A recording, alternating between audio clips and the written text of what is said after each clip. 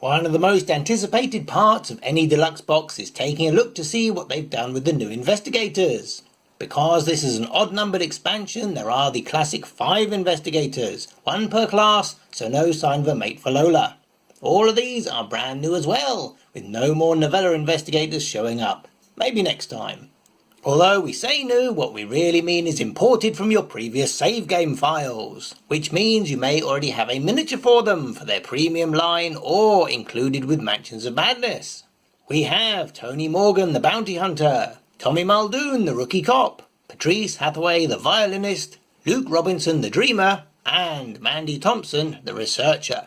In summary, Tommy is a guardian who gains resources when his assets are defeated or turns it into ammo on his rifle.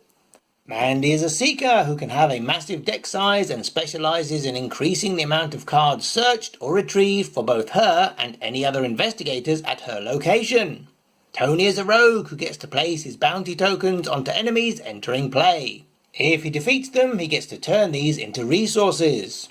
Luke is a mystic who may play an event card as if he were at a connecting location and engage with anyone there. Plus he has his own portable pocket dimension that he carries around with him in a box, which he can teleport into until it runs out of charges. Patrice is a survivor who must discard her entire hand at the end of each turn and draw a new one. And like Jim, she has a special musical instrument. Her weakness is an enemy that will happily sit in her hand until she runs out of cards, then attack her. From her hand! Plenty of innovation here. Class-wise, you have a Guardian Survivor, a Survivor Mystic, a Mystic Seeker, a Seeker Rogue, /Mystic/Survivor. I was all going so well. Welcome to a new way to deck build with the introduction of variable second-class investigators. Both Mandy and new rogue Tony Morgan have a primary class as normal, but when you are building a deck, you must select a secondary faction from a pool of 3. Mandy can choose from Survivor, Rogue or Mystic, but definitely no Guardian. And Tony has a choice of Guardian, Seeker or Survivor, but definitely no Mystic. Wait, you can't leave just yet, it's not that simple. They are allowed to include up to 10 cards from their secondary class of level 0 or level 1, but, and this is a big but, they cannot include any assets from this secondary class, only skills and events. This is primarily to stop them hoovering up loads of static bonuses like those found on tarot cards and allies. This really is a different style of deck construction. On the face of things, it allows more flexibility to play a particular class of investigator the way you want to, or to tailor your deck to a specific role in multiplayer, particularly when doing challenge scenarios such as the Depths of Yoth. But depriving yourself of assets? That is a challenge. We are definitely looking forward to seeing what people come up with. Potentially adding 10 disposable events makes your deck hugely expensive, as the role of assets is to provide cost-effective support over time. Adding 10 skills would certainly do wonders for your cost curve, meaning late in campaigns you can splurge on those resource-draining power cards for your main class.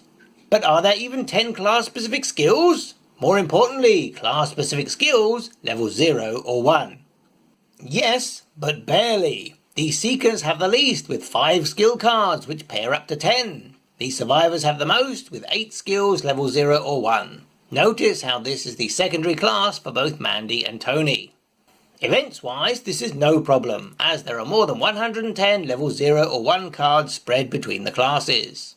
But you don't have to choose either or. Your up to 10 cards from your secondary class can, and should, be a mix of skills and events, but no assets. Before we move on, note that it says you must select your secondary class at deck creation. This prohibits you from building a pure Seeker or pure Rogue deck and then choosing mid-campaign. You can still build with only main class cards, but you must select what your secondary class will be before you begin play, even if you never intend to include any cards outside your main class. Fee you! At least with the deck size, things should be pretty normal, right? 30 cards, 30 cards, 30 cards, 42? Wow, it looks like Survivors have taken the crown from Joe Diamond of the Seekers, beating him by 2 cards. Although clearly 42 was just chosen as a gratuitous Douglas Adams homage. And oh my word, it looks like the Seekers have taken it back, with both a variable deck size and new maximum of 50 cards. But as with her secondary class, Mandy must choose her deck size before building her deck, and doesn't get to vary it between scenarios. Signature card wise, because Mandy has a flexible deck size, she gets to include 1, 2 or 3 copies of her signature bonus, depending on the size she chooses. Thankfully, this isn't the case with her weakness, however, but it does keep going back into her deck if it doesn't trigger. Tony Morgan gets 2 copies of his signature bonus, regardless of deck size, and this time matching pistols get a card each, as opposed to Jenny's Twin 45s or Joe Diamond's Detectives Colts 1911s, which are single cards with a double hand slot requirement. Not content with 2 bonus cards, Tony gets a 3rd, and like Preston, last cycle's rogue, it is also a permanent starting in play. His weakness is a fairly standard enemy, thematic for a bounty hunter. Tommy is very plain and only has his famous definitely not a shotgun, which now fires chunks of his dead friends, providing they don't get discarded by his weakness.